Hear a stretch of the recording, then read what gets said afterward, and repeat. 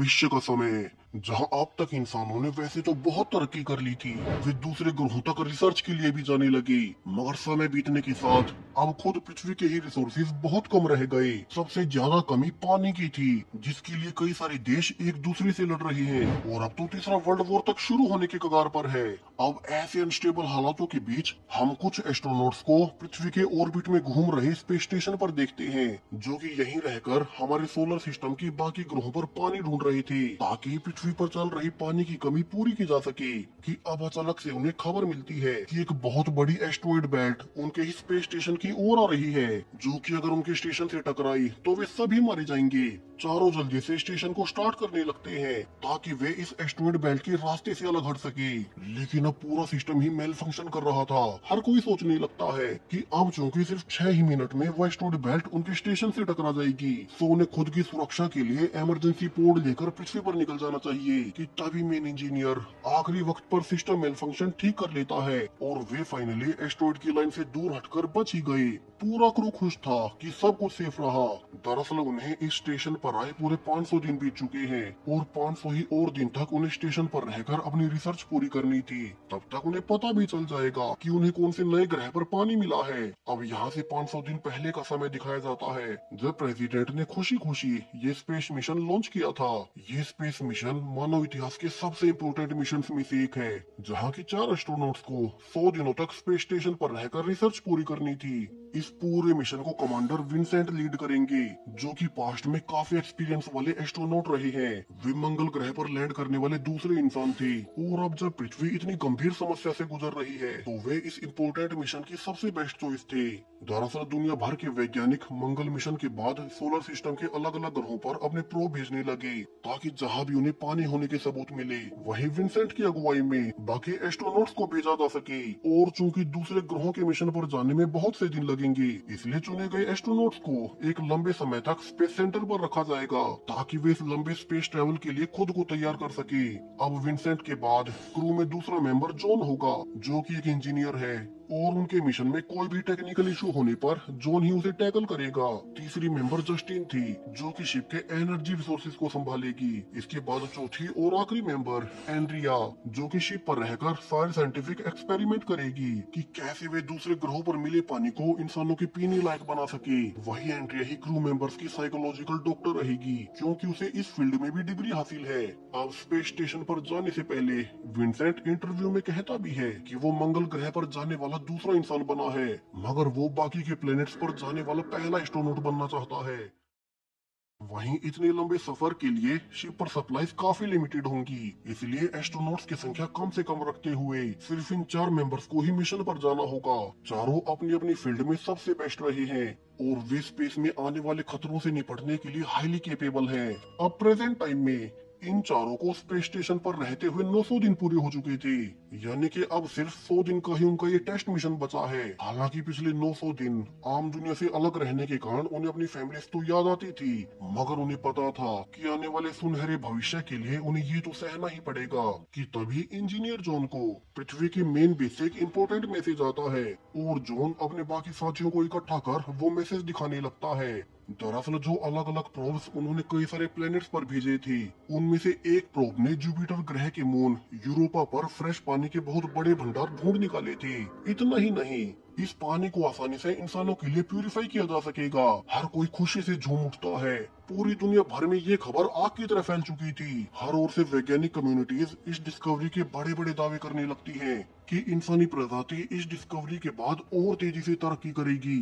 अब वे जिंदा रहने के लिए सिर्फ एक पृथ्वी प्लेनेट पर निर्भर नहीं रहेंगे। प्रेसिडेंट भी अनाउंस कर देती है कि जो टीम अभी स्पेस स्टेशन पर 1000 दिन के टेस्ट मिशन पर गए हैं, वे ही वापिस आने के बाद अब सीधा जुपिटर ग्रह के मून यूरोपा पर भेजे जाएंगे, ताकि वे वहां जाकर बाकी इंसानी बस्तियों को सेटअप करने की नींव रखें और उन्हें बाकी का इम्पोर्टेंट डेटा प्रोवाइड करें। ऊपर स्पेस सेंटर में भी आज चारों एस्ट्रोनॉट्स काफी खुश थे। वे पृथ्वी पर आने वाले दिनों में हीरोज बनने वाले थे और इसीलिए आज वे प्रोटोकॉल को तोड़ते हुए सभी ड्रिंक करते हुए इस अच्छी खबर को सेलिब्रेट करने लगते हैं। विंसेंट जो कि पूरी टीम का लीडर है, वो स्पीच भी देता है कि जब वो मंगल ग्रह के मिशन से वापस आया था तो उसे खुद पर बहुत प्राउड हो रहा था कि उसने कुछ बड़ा किया है और इस बार तो पूरी पृथ्वी पर सिचुएशन बहुत खराब है। सो अगर वे सक्सेसफुली यूरोपा मिशन को पूरा कर लेते हैं तो वे न सिर्फ अपनी फैमिलीज को बल्कि पूरी पृथ्वी को एक तोहफा देंगे। और अब सेलिब्रेट करने के बाद वे एक साथ जुपिटर की ओर देखते हैं जो कि उनका अगला मिशन होने वाला था।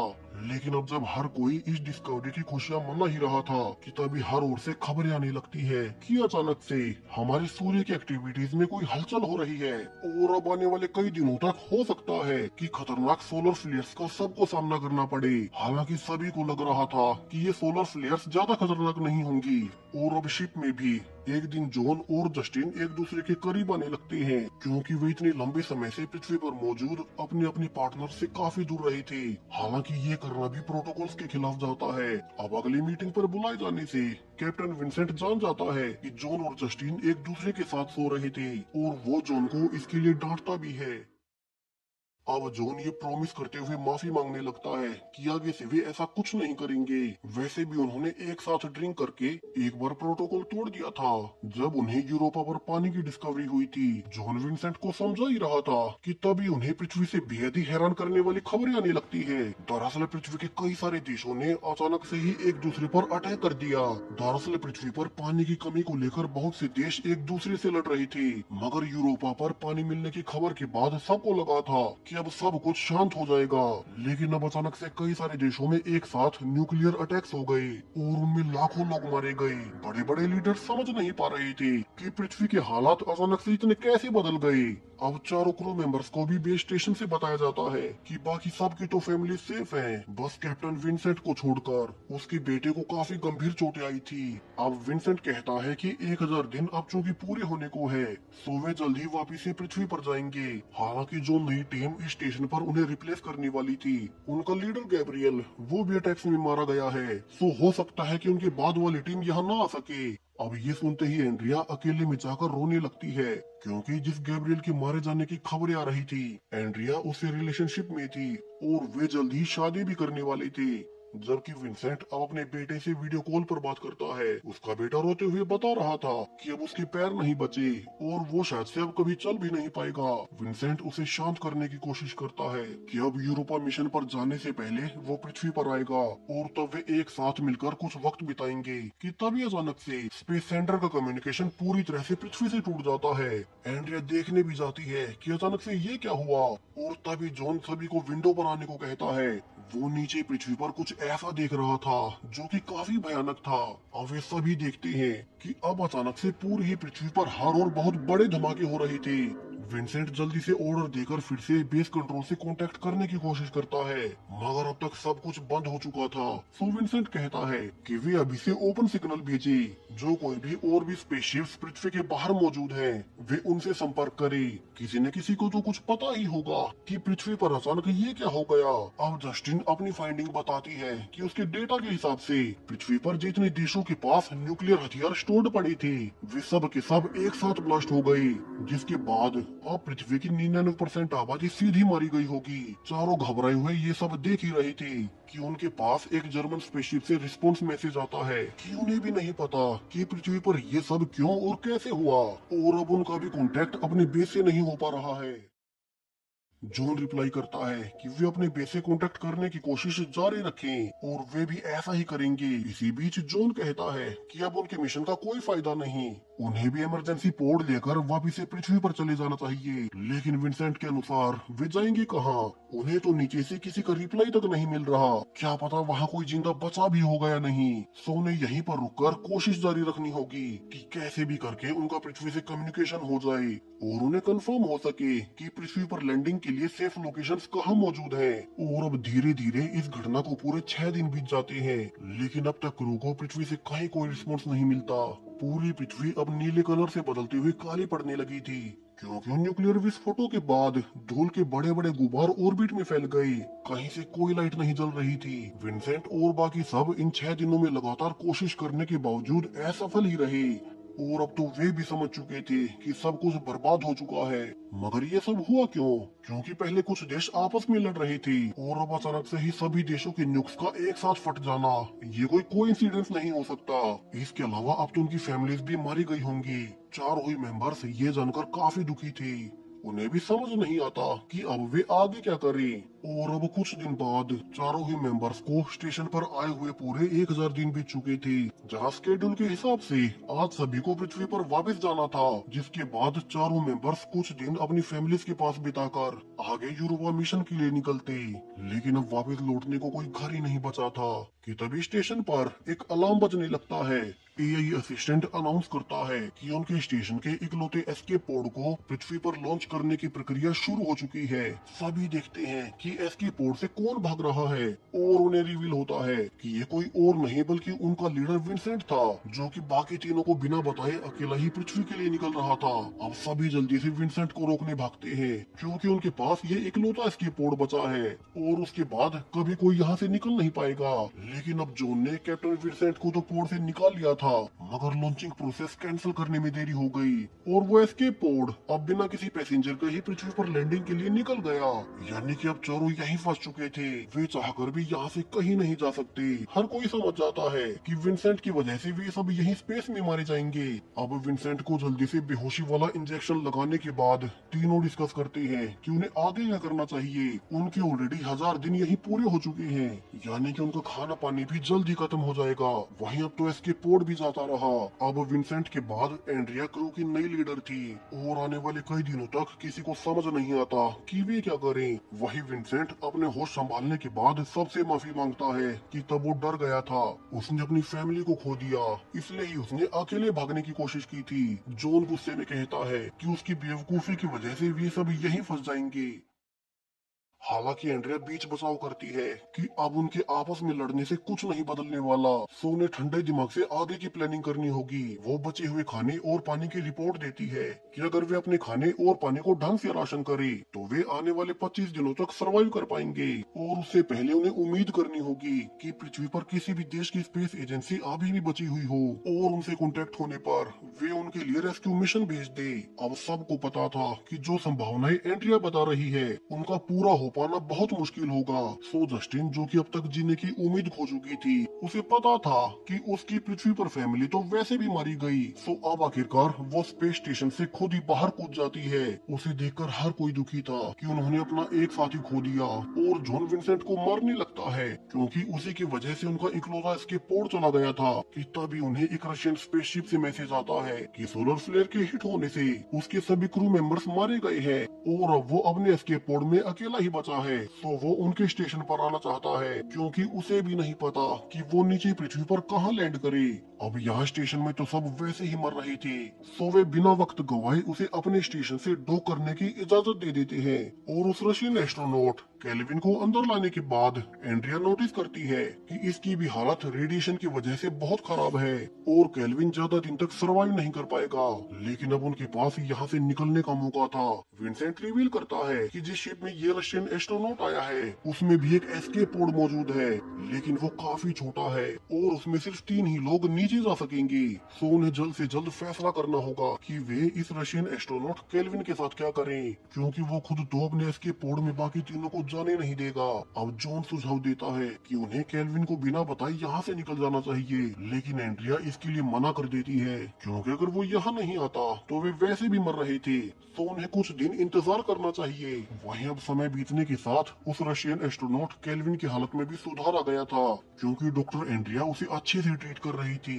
वहीं जॉन ट्राई भी करता है कि वे उस छोटे से एस्केप पोड में चारों चले जाएं, मगर ये तो कैसे भी पॉसिबल नहीं था।